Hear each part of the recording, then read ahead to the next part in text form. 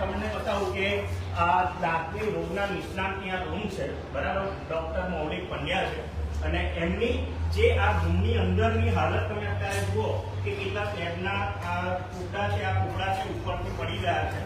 અહીંયા પંખા પણ ચાલુ છે, લાઇટો પણ ચાલુ છે, બરાબર. અહીંયા કોઈ જવાબદાર અધિકારી છે નહીં હાલ પૂરતા. અને તમે જુઓ પ્રજાના ટેક્સના પૈસાથી આ વેડફાટ થઈ રહ્યો છે. આ તમે જુઓ આ કૂકડા કેટલા પડેલા છે અને આ કૂકડા તમે જુઓ કે કેવી કન્ડિશનની અંદર અત્યારે પડેલા છે. આ તમામ જગ્યાઓ પર તમે જુઓ કે કોઈને જાનહાનિ તો થઈ નથી, પરંતુ અત્યારે આ તમે ઉપર પણ બતાવો. ઉપર તમે જુઓ કે આ સ્લેબના ટુકડા જે પડ્યા છે અત્યારે હાલ કોઈને જાણકારી નથી થઈ. બોલો શું કરો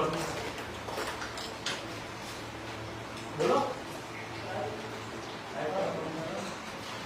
એટલે પાદરા તાલુકાની જનતા અહીંયા સારવાર લેવા માટે આવે છે. એમના પોતાના જીવના જોખમ જે અહીંયા મૂકવા માટે નથી આવતી, માટે તંત્રને પહેલા પણ આપણે જાણકારી આપેલી છે કે આવી ઘટનાઓ બનશે અને કોઈને જીવના જોખમ, કોઈને જાનહાનિ ના થાય તેવી સમસ્યા આપણે ઉત્પન્ન કરી રહ્યા છે. માટે આ જે વિડીયો છે બને તો શેર કરો અને ફરીથી તંત્રને અમે કહેવા માંગીએ છીએ કે તમે જે બહેરા મૂંગા અને આંધળા થઈને જે વહીવટ કરો છો ને, આ વહીવટની કોઈ જરૂર નથી.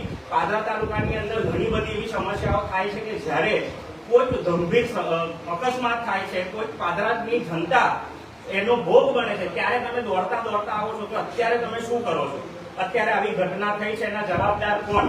અહીંયા પણ કેસબારી ચાલુ છે અને અહીંયા અમુક રૂમો ચાલુ છે. બાકીની જે રૂમો છે પાછળ શિફ્ટ થોડા મહિના પહેલા થઈ ગઈ છે, પણ જે જગ્યા ઉપર આજે સારવાર અને ડોક્ટર બેસતા હોય એ જગ્યા પર જો આવી રીતના સ્લેબના ટુકડા, છત જે તૂટીને પડતી હોય તો એ કેટલું યોગ્ય છે. માટે અમે તંત્રને કહેવા માંગીએ છીએ કે વહેલી તકે તમે આનું નિરાકરણ લાવો અને આ ટોટલી જે હોસ્પિટલ છે હોસ્પિટલને તમે તાત્કાલિક ધોરણે બંધ કરીને અહીંયા કોઈ પણ અવર જવર ના થઈ શકે, અહીંયા કોઈ પણ સારવાર ના થઈ શકે તેવી તાત્કાલિક ધોરણે એની વ્યવસ્થા કરો. અને સાથે સાથે જેટલી પણ જગ્યાઓ પર તમે આને સ્થળાંતર કરો છો તેની પણ ચકાસણી કરો કે કોઈ જગ્યાઓ પર આવી છત તો નથી ને.